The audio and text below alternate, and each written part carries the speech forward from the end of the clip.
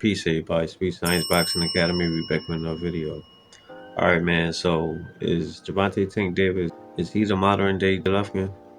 Now, what I mean by that is, I was watching the Boxing Voice podcast where they was talking about how Coach Kenny Ellis and Calvin Ford was talking about they would rather see Devin Haney fight Boots at 147. No!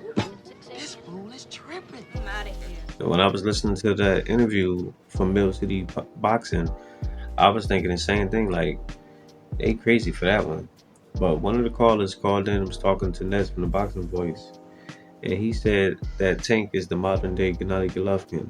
And at first glance, I'm listening to it, and I'm like, dude, tripping. But when I really got to think about it, he may have a point, because like Golovkin, Tank ain't really fighting nobody. Like Golovkin, if y'all remember, he had all this hype around him because he was knocking all these guys out. Which is, if they're not supposed to be in the ring with you, you're supposed to get them out of there, rightfully so. But he was doing that to just that, the people who weren't supposed to be in the ring with you. Like taxi cab drivers, people who, smaller weight guys moving up the weight, just like Tank is doing. He did that with several people where the smaller guys and they moved up the weight to fight them, and they saw the fight as a big fight. And it's no different from Triple J, because Tank is a good fighter, but he's not really showing his greatness, because all he do is fight fighters who's not even supposed to be in the ring with him. Unlike people like Devin Haney, who's trying to take the tough fights. Now Devin Haney, he get all this slack because I guess he don't knock people out, and people want to see knockout in fights. I get that, it's boxing and people want to see knockouts, because knockouts is a part of the sport. But the main part of the sport is hit and don't get hit. The sweet science. It's not called brawling, it's called boxing. Boxing is all about the sweet science. And that is Devin Haney. That's his pedigree all over. He want to hit you and not get hit. Now granted, he do get hit every now and then, but people like to say he chinny. But as of yet, I've never seen him go down in the fight. I've never even seen him even really badly hurt. Yeah, I seen him buzzed a few times.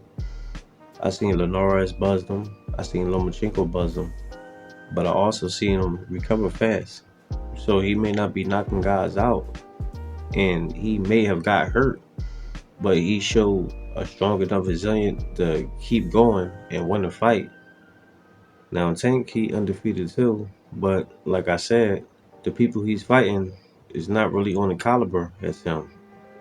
And if you listen to Coach Calvin and Kenny, they not even really worrying about fighting these type fighters. Like, how can you possibly say that Devin Haney or Shakur Stevenson is not a bigger fight than Isaac Pitbull Cruz? What? Like, who the hell is Isaac Pitbull Cruz to the public? Nobody don't even know who that dude is. Like Mickey Bay said, if you ask a random person just walking on the street and ask them, who do you want to see Tank fight next? Isaac Pitbull Cruz or Devin Haney? They gonna be like, who the hell is Pitbull Cruz? Ain't he the rapper? Like, I ain't know he box now. They gonna think he the rapper, because no one knows who he is. But Tank Davis, they keep trying to spin it, like he's some type of big draw or anything.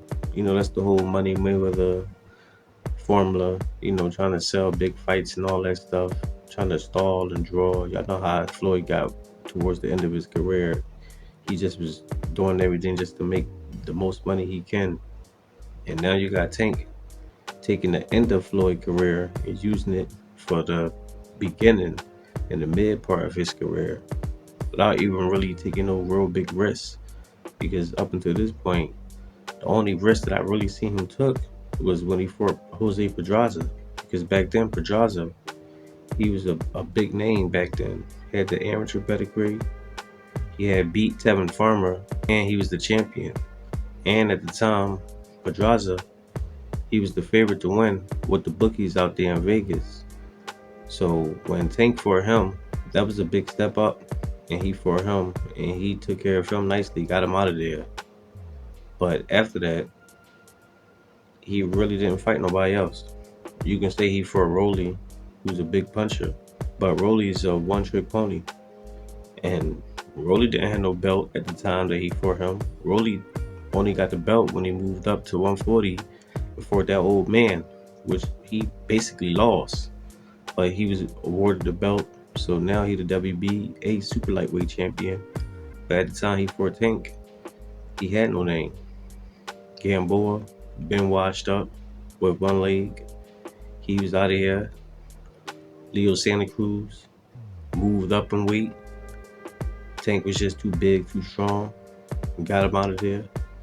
And Devin Haney been whooped Hector Garcia ass in sparring way before Tank even fought him. So it's like it really ain't no comparison. And that was the same like when they was trying to compare Triple G to people like Andre Ward and Canelo. Like Triple G didn't fight nobody. Just like when they was trying to advocate Triple G to come down to 154 to fight Floyd. It's like, no, you fight bums. So you don't get no fight with me. And it's the same thing. Tank ain't really fight nobody.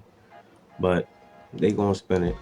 And now after this performance that Devin Haney just did with Regis Prograis, I can see them doing the same thing. They're already on interviews, already making excuses and downplaying Devin win over Regis. So I don't know. We just gonna have to wait and see. But that's all I got for now, guys. Let me know what y'all think. Drop your comments down below. Make sure I hit the like, subscribe, and hit the bell. I'll see y'all in the next one. Peace.